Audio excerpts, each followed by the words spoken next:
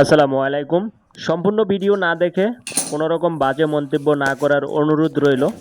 তো এটা হচ্ছে লোকোমার্টের সাথে আমি লোডাউন ফিটিং করেছি।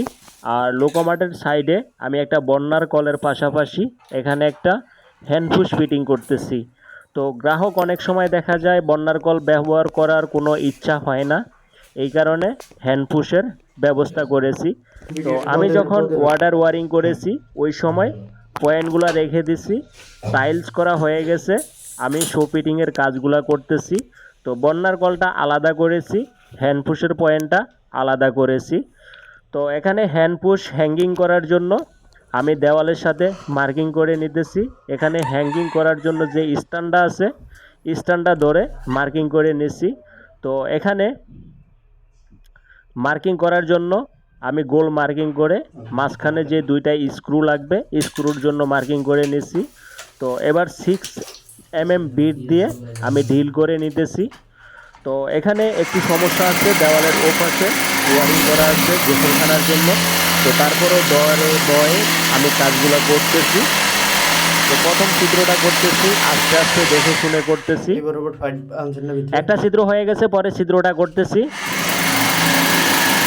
তো এখানে আমি হ্যামার ড্রিল মেশিনটা একেবারে স্লো চালাইতেছি। স্লো চালানোর কারণ হচ্ছে যখন এখানে বালু ভিতর থেকে আসতেছে, যদি পাইপে লাগে আবরণ আসবে বা দেখে শুনে কাজ করতে পারবো। নয়তো যদি আমি একেবারে ঢিল করে দেই ছিদ্র হওয়ার সম্ভাবনা আছে পাইপ। তো এখানে আমার দুইটা ছিদ্র করা হয়ে গেছে। তো ছিদ্রর ভিতরে আমি 6 mm রয়্যাল প্লাগ ব্যবহার করতেছি। একটা রয়্যাল প্লাগ মেরে দিছি, পরেরটা মারতেছি। তো দুইটা রয়্যাল প্লাগ মারা হয়ে গেছে। তো আমি হ্যাঙ্গিং কাভারটা এখানে হ্যাঙ্গিং করার জন্য প্রস্তুত করে নিতেছি। তো এখানে মূলত সমস্যা হচ্ছে দরজার পিছনে পড়তেছে বন্যার কল এবং কি হ্যান্ডপুশের পয়েন্টটা। তো তারপরেও এখানে গ্রাহক ব্যবহার করতে পারবে, কোনো সমস্যা নেই। আর এগুলাতে দরজা কখনো বাড়ি খাবে না। আর আমি এখানে চার্জিং ডিল দিয়ে স্টার স্ক্রুড্রাইভারের কাজ করতেছি।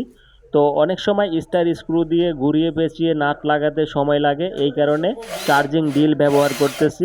তো এখানে হ্যাঙ্গিং করার জন্য হ্যাঙ্গিং কাভারটা আমার লাগানো হয়ে গেছে, হ্যান্ডপুশটা রেখে দিলাম, সুন্দর ফিটিং হয়ে গেছে। ভিডিও শেষ পর্যন্ত দেখার জন্য অসংখ্য ধন্যবাদ। ভিডিও শেয়ার করে অন্যকে দেখার সুযোগ করে দিবেন।